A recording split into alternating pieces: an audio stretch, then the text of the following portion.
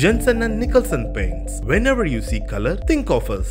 Sunlandல சமைச்சா சக்தி தானா வரும். காஞ்சிபுரம் பச்சைய பார்சல்ஸ், சென்னை, காஞ்சிபுரம், வெள்ளூர், திருவண்ணாமலை. சேர்ல உட்காருங்கன்னு சொன்னா நீங்க உட்கார மாட்டேன், தரையில தான் உட்காருவேன் அப்படின்னு. தியேட்டருக்கு போக விட மாட்டேங்கிறேன். எங்ககிட்ட ஒண்ணுமே இல்லை, பொடியெல்லாம் கிடையாது, வெத்தலை பாக்கெல்லாம் கிடையாது. நீங்க பாருங்க எங்க பல்லு சுத்தமா இருக்குது இல்ல, பாருங்க ஏன்னு சொன்னாங்க. நீங்க உங்களெல்லாம் நம்ப முடியாது. ஒரு வீடு இருந்தா அது படிக்க வைக்கிறதுக்கு நம்ம ஆசைப்படுவோம். குழந்தைக்கு ஒரு புக்ஸ் கொடுத்தா எங்க போய் வைப்போம்? இப்ப நம்ம தூங்குற துணிமணியே எல்லாம் நெஞ்சு போகும். அதனாலதான் சரி படிக்க வைக்கிறது தேவையில்லை, நம்மள மாதிரி குப்பை பொறுக்கி அது காலம் ஓட்டுட்டு காலேஜ் இருக்கு நாங்க அமுச்சு விடக்கூடாது. எங்க குழந்தைங்க எனக்கு அம்மா இல்லை, சரியா எனக்கு அப்பா இல்லை, கட்டின புருஷங்க வீடு கட்டிட்டேன், சௌரியத்துட்டேன். எங்களுக்கு ஓலை வாங்கி கொடுங்க ஐயா, கொம்பு ஓலை. எங்க கிட்ட காசு இல்லை. வீடு இருக்கிறவங்களுக்கு தான் நல்ல ஸ்தலங்க, வீடு இருக்கிறவங்களுக்கு தான் நல்ல ரோடு, வீடு இருக்கிறவங்களுக்கு தான் நல்ல தண்ணி கோயா. ஆனா வீடு இல்லாதவங்களுக்கு என்ன கோயா? ரோட்டு தான் ஒரு கோயில உட்காந்துருக்கோம் எங்களுக்கு. ஆனா ஓட்டு மட்டும் கரெக்டா போட்டு. நரிக்குறவர் சமூகத்துல ஒரு பெண்ணாக வாழ்றது அப்படிங்கிறது எவ்வளவு கஷ்டம்னு நினைக்கிறீங்க? ரொம்ப கஷ்டம்தான்யா. எங்களுக்கு நிறைய பிரச்சனை இருந்துச்சு. வீடு இல்லாம, மழையில, வெயில்ல குழந்தை தூக்கணி, ராத்திரி ஆச்சுன்னா, ராத்திரில மழை பெஞ்சிச்சுன்னா குழந்தைங்க தூக்கம் கழிஞ்சிடும். அந்த மாதிரி எல்லாம் இருந்து கூட கடலெல்லாம் ஓடி போய் தூங்கிடுவோம். குழந்தைங்க தூக்கம் கழிஞ்சிடும். அந்த நேரத்துல கூட அந்த குழந்தைங்களுக்கு தொடிச்சு அந்த குழந்தை தூக்கத்துல தூங்க வச்சிடுவோம். எங்க அம்மா அப்பா கூட இந்த மாதிரி தான் கஷ்டப்பட்டு எங்களுக்கு வெயில மழையில அந்த மாதிரி தான் கஷ்டப்பட்டு அலை வச்சு பிறந்தி வளர்ந்தி அது பெரிய ஆளாக்கி அவங்களுக்கு கூட நாங்கள் கொடுக்குற ரொம்ப கஷ்டம் அவங்களும் அனுபவிச்சுக்கணும். இப்போ நாங்கள் அனுபவிக்கிறோம். எப்படி நாங்கள் லவ் பண்ணி ஓடி போய் கல்யாணம் பண்ணிக்கணுமோ அதே மாதிரி எங்கள் குழந்தைங்க அந்த மாதிரி வந்துடும்னு ஒரு பயம் சார். ஏன்னா நம்ம படிக்கல, அந்த காலத்தில் எங்களுக்கு படிக்கல சார். எங்களுக்கு பால்வாடி எது பள்ளிக்கூடம் எதுன்னு எங்களுக்கு தெரியாது. அந்த மாதிரி வளர்ந்தி இப்படியே ரோட்டில் இருந்து வளர்ந்தி பைகிடுச்சு. ஆனால் அதே மாதிரி எங்கள் குழந்தைக்கு அந்த மாதிரி செய்யக்கூடாதுன்னு எனக்கு ஒரு ஆசை. என் குழந்தைக்கு நல்லா படிக்க வைக்கணும். ஒரு நல்ல மூலையில் கூட வரலன்னா பரவாயில்ல, ஒரு 10வது ஒரு 12வது படிச்சிச்சுன்னா ஒரு பஸ்ஸு பேர் ஏதோ ஒரு பேப்பரு இது மாதிரி படிக்கிற மாதிரி ஒரு ஆசை சார் எங்களுக்கு. இந்த நரிக்குறவர் சமூகத்துல பெண்களுக்கு நிறைய ரெஸ்ட்ரிக்ஷன்ஸ் இருக்கா? நிறைய விதிமுறைகள் கட்டுப்பாடெல்லாம் இருக்கா? இந்த மாதிரி சாயங்காலமான சீக்கிரம் வந்துடணும், அதெல்லாம் அந்த காலத்துல 6 மணி ஆயிடுச்சுன்னா டக்குன்னு வீட்டுல அந்த காலத்துல சாப்பாடு தண்ணி கிடையாது, காசு கிடையாது. இந்த காலத்துல பணம் பஞ்சகம் நிறைய இருக்குது. இன்னைக்கு ரோட்ல போறவங்கக்கிட்ட கை நீட்டினா கூட ஒரு 100 ரூபாய் 50 ரூபா கொடுத்துட்டு போயிடுவாங்க. அந்த காலத்துல அப்படி கிடையாது. ஒரு சாப்பாடு என்னன்னு தெரியாது அந்த காலத்துல. ஒரு பின்னு வித்தனதா அரிசி கொடுப்பாங்களா, ஒரு ஊசி வித்தனதா ஒரு நோய் கொடுப்பாங்களா, நோய் அரிசி இந்த மாதிரி நெல் அந்த மாதிரி கேவுரு மாவு அந்த மாதிரி எல்லாம் கொடுப்பாங்களா அந்த காலத்துல. இன்னைக்கு ஊசி பின்னு விற்கிறதுக்கு தெருக்கு போனா, இன்னைக்கு காலையில போனா சீக்கிரமா ஒரு 3 மணிக்கா ஒரு 2 மணிக்கா ஒரு 5 மணிக்கா வந்துடும். 6 மணி ஆயிடுச்சுன்னா இங்கே அதில் சேர்க்க மாட்டான். ஏன்னா ஒரு கேவலமா வந்துடும், ஒரு கெட்ட பேர் வந்துடும். நீ எங்க போயிட்டு வர, எங்க போய் தூங்கிட்டு வர அப்படின்னு சொல்லுவோம். சேர்ல உட்காருங்கன்னு சொன்னா நீங்க உட்கார மாட்டேன், தரையில தான் உட்காருவேன் அப்படின்னு. அதை கேட்டதுக்கு இல்ல எங்க ஆளுங்க முன்னாடி நாங்க சேர்ல உட்கார கூடாது. இன்னைக்கு காலம் வளர்ந்துருச்சு இல்லம்மா. வளர்ந்துச்சுன்னா இன்னைக்கு உங்க வீட்டுல இருக்குண்டா அது மதிப்பு. இன்னைக்கு என் வீடு இருக்குது இல்ல சார், என் வீட்டுல உட்காரலாம், அது மதிப்பு இருக்குது. எங்க ஜாதியில இந்த மண் கட்டல கூட நாங்க உட்கார முடியாது. எங்க சாமி வழக்காங்க. ஏன்னா எங்க சாமிக்கு அந்த காலத்துலலாம் இப்போ என் வீட்டுக்கார எருமை மாடு வெட்டுறாரு, எங்க அப்பா ஆடு வெட்டுறாங்க. அதுதான் ஜாதி முறைன்னு சொல்றது. அப்படி இருந்தால் தான் கல்யாணம் பண்ணுவாங்க எங்க ஜாதியில.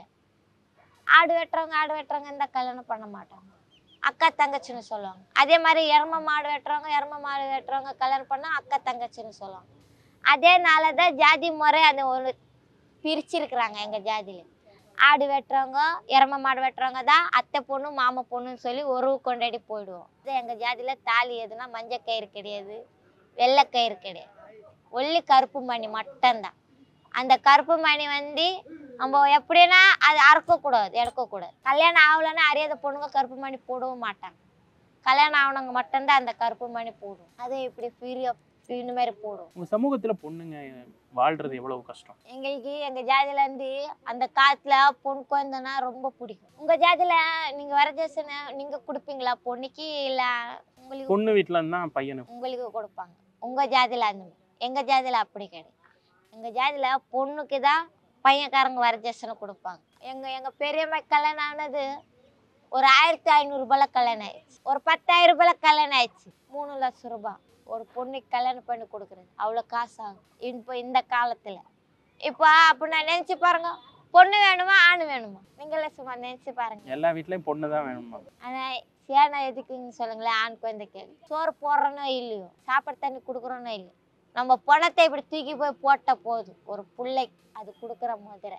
அதே மாதிரி எங்க ஜாதி சாமி சொத்துன்னு சொல்லுவாங்க. அந்த சாமி சொத்து வந்து வெள்ளியில தான் இருக்கும். கரடு காலின்னு சொல்லுவாங்க. பத்ர மீனாட்சி சொல்லுவாங்க. வெள்ளியில இருக்கும். எம்மாச்சு தான் இருக்கும். பெருசாலாம் இருக்க மாட்டேன். இவ்வளவுதான் இருக்கும். ஆமா, இப்போ உங்களுடைய வாழ்க்கையில இவ்வளவு கஷ்டங்களுக்கு மத்தியிலையும் நான் ஒரு விஷயத்த செஞ்சு சாதிச்சிட்டேன் அப்படின்னா நீங்க எதை சொல்லுவீங்க? நம்ம வந்து ரோட்ல எத்தனை வருஷமா இருந்தோம். நம்ம வீடு இல்ல, ஒண்ணு இல்ல, ரோட்லயே கிடக்குறோம். இந்த இடத்துல 20 வருஷமா ஆயிடுச்சு சார். நாங்க இந்த இடத்துல இருக்குது 20 வருஷமா இந்த ஊர்ல கிடக்குறோம். எங்களுக்கு யாரும் நல்லது செய்யல. எங்களுக்குன்னு ஒரு ஐயா வந்தார். அந்த ஐயா பேர் வந்து ஆறுமுக தலைவர். இந்த ஊரு தலைவர், பஞ்சாயத்து தலைவர். எங்களுக்கு அவர் வந்து கொஞ்சம் உதவி பண்ணார். வடை மட்டும் தான் காட்டினாங்க. உங்களால முடிஞ்சா நீங்க வீடு கட்டிக்கோங்க. எங்களால முடிஞ்சது காசு வச்சு சின்ன ஒரு ஓலை வீடை போட்டோம். ஓலை வாங்குறதுக்கு காசு இல்லையா அந்த நேரத்துல கூட. இருந்த காசு சௌரிக்கே வச்சுட்டேன். 1 ரூபாய் இல்லை கையில. நம்ம வடம் கொடுத்தவர்கிட்டே நம்ம ஒரு ஐயா கிட்ட போய் கேட்கலாம். உதவு பண்றாங்களோ இல்லையோ நம்மளுக்கு தெரியாது. தலைவர் ஐயா கிட்ட போய் நின்று, ஐயா இந்த மாதிரி வீடு கட்டிட்டேன், சௌரி ஏற்றிட்டேன், எங்களுக்கு ஓலை வாங்கி கொடுங்க ஐயா, கொம்பு ஓலை. எங்ககிட்ட காசு இல்லை, எல்லா காசு செலவாகி போச்சுன்னு போய் சொன்னோம். சரிம்மா செய்கிறம்மான்னு சொன்னார். மறுநாளே வந்து ஓலை கொம்பு வாங்கி வந்து கட்டி கொடுத்தோம். இப்போ உங்க வீடை வந்து நீங்க உங்களுடைய தனிப்பட்ட உழைப்புல உங்க ரத்தத்துல தான் கட்டியிருக்கீங்க. எவ்வளவு கஷ்டமா இல்ல ஒரு இன்னைக்கு தேதிக்கு ஒரு வீடு கட்டுறது அப்படிங்கிறது? இப்போ வந்து நிறைய பேர் எங்களுக்கு போனாச்சு எங்க கிட்ட பேச ஒரு அன்பு. ஏன்னா ஒரு பொண்ணு நம்ம வந்து சில பேருங்க வந்து ஒரு சாதிக்க முடியாத நிலைமையில கூட சூசைட் பண்ணிக்கிறாங்க. சில பெண்கள் எல்லாம் நிறைய அன்பை வச்சு எவ்வளோ துன்பம் வச்சு சாப்பாடு தண்ணி இல்லாம வெயில மழையில நிறைய அழிஞ்சிட்டோம் ஐயா. அந்த மாதிரி இருந்து கூட கடவுளே ஒரு நாள் எங்களுக்கு கரை ஏற்ற மாட்டாரா? இப்பெல்லாம் எங்களுக்கு கனவா தெரியுது ஐயா. வீடு எப்படி இருக்குமா? முன்னாடி ஒரு கஷ்டம் இருந்திருக்கும்ல, மழை புயல் வெயில் எல்லாத்துலயும் கடந்து கஷ்டப்பட்டு இப்போ நமக்குன்னு ஒரு கூரை இருக்கு அப்படிங்கிறது எந்த அளவுக்கு ஒரு ஆறுதல்? ரொம்ப ஆறுதலா இருக்குது ஐயா. நான் ரொம்ப கஷ்டப்பட்டது என் குழந்தைக்காக. இன்னைக்கு நம்ம படிக்க வைக்கிறதுக்கு ஆசை இருக்குது. ஒரு வீடு இருந்தாதான் அது படிக்க வைக்கிறதுக்கு நம்ம ஆசைப்படுவோம். நம்ம வீடு இல்லைன்னா எப்படி அந்த படிக்கிறதுக்கு ஆசை இருக்கும்? நம்ம குழந்தைக்கு ஒரு புக்ஸ் கொடுத்தா எங்க போய் வைப்போம்? ஒரு ட்ரெஸ்ஸு கொடுத்தா எங்கே போய் வைப்போம்? இப்போ நம்ம தூங்குற துணிமணியே எல்லாம் நெஞ்சு போகுதுங்க. அது வாரி போகிறவருக்கு நெஞ்சு போயிடல. அதனால தான் சரி படிக்க வைக்கிறது தேவையில்லை, நம்மளை மாதிரி குப்பை பொறிக்க அது காலம் ஓட்டுட்டுன்னு சொல்லி ஒரு யோசனை இருந்துச்சு. அப்போ கூட நான் வந்து ஒன்று யோசனை, நல்லா கண்டிப்பாக நம்ம படிக்க வைக்கணும், என்னை கொஞ்சம் முன்னேற்றணும். நம்ம தான் கொஞ்சம் சாக்கடையில் போய் கால் வச்சுட்டோ படிக்கலை, ஒன்றுமே செய்யலை. எல்லாம் கவர்மெண்ட்டில் கூட எல்லாம் நல்ல சலுகை செய்கிறாங்கன்னு சொல்கிறாங்க. படித்தா குழந்தைங்களுக்கு ஏகப்பட்ட ஆனால் தெரியாதாயா நம்மளுக்கு நிறைய சலுகை பண்ணுறாங்கன்னு சொல்கிறாங்க.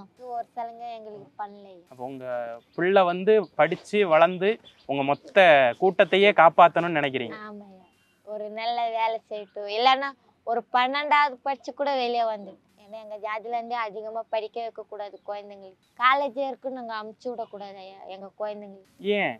இப்போ உங்களை மாதிரி எதுனா ஆசைப்பட்டு இப்போ வந்து லவ் பண்ணால் எங்கள் ஜாதியில் லவ் பண்ண கூட பரவாயில்ல, அது எங்கள் ஜாதி இருக்கும் போயிடும்.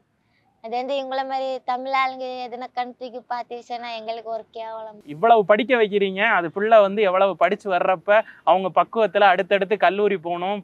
ஏன் யாருக்கு தெரியும், நாளைக்கு உங்க பிள்ளையே வந்து ஒரு காலேஜ்ல ப்ரொஃபஸராவோ ஒரு ஸ்கூல்ல டீச்சராவோ வரலாம் இல்லையா? எங்க ஜாதியிலே அது ஒரு வைக்கம் ஐயா. ஒரு கல்யாணம் ஆச்சுன்னா அந்த காலத்துல எச்ச சோறு டப்பா வச்சு எல்லாம் வாரி தின்னுவாங்க. அந்த மாதிரி எல்லாம் எச்ச சோறு எங்க குழந்தைங்களுக்கு சாப்பிட வைக்க மாட்டோம். இப்ப இருக்கிற காலத்துல, இப்ப இருக்கிற கலைலோகத்துக்கு, இப்ப இருக்கிற மூளைக்கு, இப்ப இருக்கிற கவுனத்துக்கு அந்த மாதிரி கேவலத்துல கை வைக்க விட மாட்டோம். உங்க பிள்ளைய வந்து நீங்க ஸ்கூல் முடிக்க வைக்கிறீங்க, காலேஜ் படிக்க வைக்கிறீங்க, நல்ல ஒரு வேலையில உங்களுடைய குழந்தை வந்து போகணும். சரியா? போவேன் சார். ஆ. நல்ல மாதிரி அவ படிப்பேன். எனக்கு ஆசை இருக்குது. ஒரு பயம் சார். வந்து நம்ம பக்கத்துல உட்காந்து நம்ம கூட உட்காந்து நான் போனதா கம்னி இருப்பேன், இல்லைன்னா இல்லை. ஸ்டேஷன்ல சொல்லிட்டாங்க சார், போலீஸ் ஸ்டேஷன். நான் மகளூர் ஸ்டேஷனுக்கு போனேன், கேஸ் கொடுக்குறேன் என் வீட்டுக்காருக்கு, வேற கல்யாணம் நடக்குதுன்னு சொல்லி செய்தி வந்துச்சு. இந்த மாதிரி தான் நாங்கள் நிறைய குறிக்காரங்கெல்லாம் சொல்லிட்டாங்க, இந்த மாதிரி உங்கள் வீட்டுக்கார பொண்ணு பார்க்குறாங்க, கல்யாணம் நடக்குது, அந்த மாதிரி சொன்னாங்க. எனக்கும் ஒரு பயம் ஆகி போச்சு. ஆமாம், நம்ம சொல்லாமல் கொள்ளாமல் கல்யாணம் பண்ணி விட்டுருவாங்க நம்ம இவங்க எல்லாம் சேர்ந்து என் வீட்டுக்காருக்கு. நான் இப்போ தான் இப்போ என் காலை தூக்கி வெளியே விடலைன்னா பெரிய சிக்கல் ஆகிடும். அதனால தான் நான் வெளியே போயிட்டு போலீஸ் ஸ்டேஷன் வரைக்கும் போய் நான்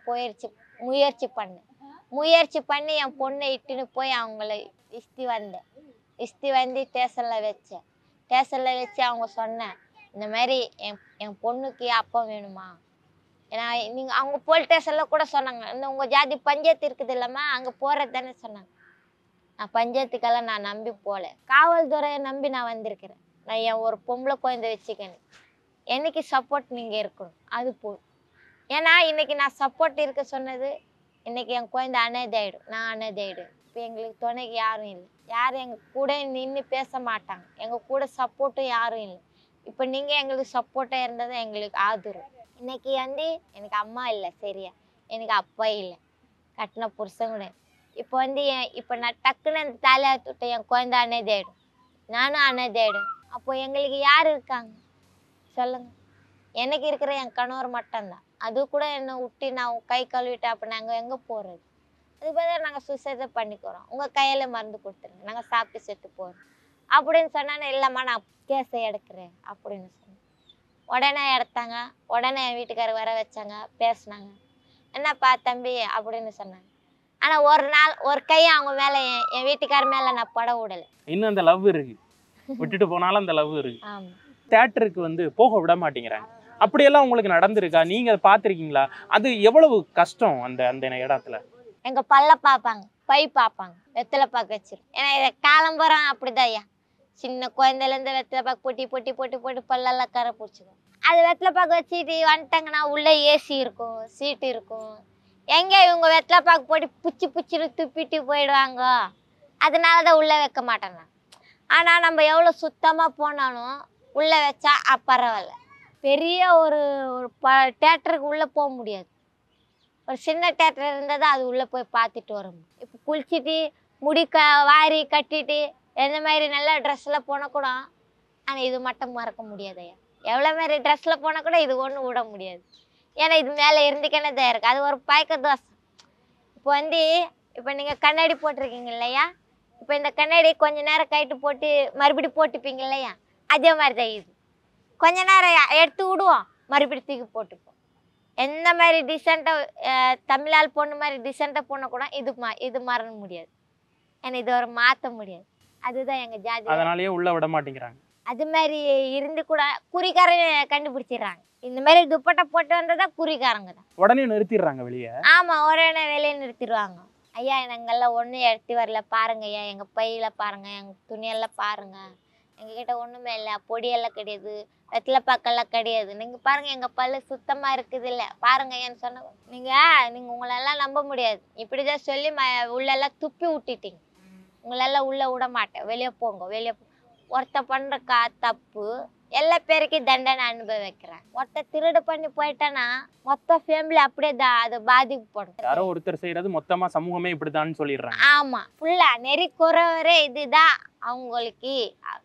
ஒருத்தன் ஒரே ஒரு குறிகார் பண்ணி போற தப்பு, நெறி குறவர் பண்ணி தர தப்பு. இந்த நெறி குறவோடும் அப்படிதான் நடக்கும், இப்படிதான் செய்வாங்க அப்படின்னு. ஏன்னா அவங்க பண்ண தப்புக்கு நம்மளால குடும்ப தண்டனை அனுபவிக்க முடியும் சொல்லுங்க. ஒரு உதாரணத்துக்கு சொல்றேன், இன்னைக்கு உங்க காலில் முள்ளு ஏறிடுச்சு, அது அந்த அண்ணா அம்மானு கத்த முடியுமா சொல்லுங்க? நீங்க தான் அம்மானு கத்த முடியும். அது அந்த முள்ளை எடுத்து போட்டுட்டு போயிடுவீங்க. ஒருத்தன் பண்ண தப்பு நாங்கள் எல்லா பேரும் அனுபவிப்போம், நாங்கள் எல்லா பேரும் திட்டு வாங்குவோம். இன்னைக்கு ஒரு வீட்டில் நாங்கள் சோறு கேட்க போவோம், அக்கா சாப்பாடு இந்த போடுங்களேன்னு சொல்லி கேட்போம். அந்த வீட்டில் இப்போதான் போட்டேன் அப்படின்னு சொன்னேன், சரிக்கா நாங்கள் போயிட்டு வரோம் அப்படின்னு போயிடுவோம். ஆனால் இன்னொருத்தங்க வருவாங்க, அங்கே நின்று கத்திக்கனே இருப்பாங்க, அவங்க போடுற வரைக்கும் கத்திக்கனே இருப்பாங்க. இப்போதான் போட்டோமா, எனக்கும் கொஞ்சம் போடையக்கா, பசி எடுக்குது அப்படின்னு சொல்லுவான். இல்லையே காலி ஆயிடுச்சு, இருந்து கூட நீ இல்லைன்னு தானே சொல்லு, அதுவும் கெட்ட பேர் தானே, அப்படி சொல்லலாமா சொல்லு, அது தப்பு தானே. இல்லைன்னு சொன்னால் போயிடணும், அது அவங்களுக்கும் நல்லது நம்மளுக்கும் நல்லது. ஏன்னா ஒரு கெட்ட பேர் இருக்காது. ஆனால் சில பேருங்க அப்படி நினைக்க மாட்டாங்க. உங்கள் சமூகம் வரணும்னு நினச்சிருக்கீங்களா? எல்லாரையும் மாதிரி நாங்களும் வந்து படித்து மேலே போகணும், ஆஃபீஸ் வேலைக்கு போகணும், இந்த மாதிரி ஒரு மீடியாவுக்கு போகணும் அப்படின்லாம் நினச்சிருக்கீங்களா? நினச்சிருக்கிறேயா, ஏன்னா நினச்சிக்கூட பிரயோஜனம் இல்லையா. படித்தவங்க கூட வேலை வெட்டி இல்லாமல் இந்த வேலை தான் செய்கிறோம் தெரியுமாயா. படித்தவங்களே இன்னைக்கு ஒரு பையன் மெப்பேட்டில் காலேஜ் வரைக்கும் முடிச்சிருக்கிறான். என்ன வேலை போடுறாங்க சொல்லுங்கள் பார்க்கலாம். இந்த வாட்டர் கேன் பிளாஸ்டிக் தான் பிறக்கிறான்.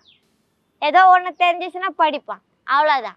பேப்பர் வந்துச்சுன்னா படிப்பான், இங்கிலீஷ் வரைக்கும் படிப்பான், இங்கிலீஷ் வரைக்கும் பேசுவான். ஆனால் அவன் என்ன தொழில் செய்கிறாங்க சொல்லுங்கள் பார்க்கலாம். அதே வாட்டர் கேன் பிளாஸ்டிக்கு இரும்பு அந்த மாதிரி தான் பொறுக்கி அவன் வேலை செய்யும். எங்களுக்கு எந்த சார் கவர்மெண்ட்டில் சலுகை பண்ணியிருக்காங்க? நீங்கள் தான் சொல்கிறீங்க கவர்மெண்ட்டில் நல்ல சலுகை பண்ணிருக்காங்க, நல்ல சலுகை பண்ணுறாங்க, நிறைய குறவங்க படிக்கிறாங்க, படிக்க வைக்கிறாங்க, நல்ல வேலை தராங்க. அது எங்களுக்கு தவிர வரைக்கும் ஒரு கவர்மெண்ட்டும் எங்களுக்கு நல்ல சலுகை ஒன்றுமே செய்யல.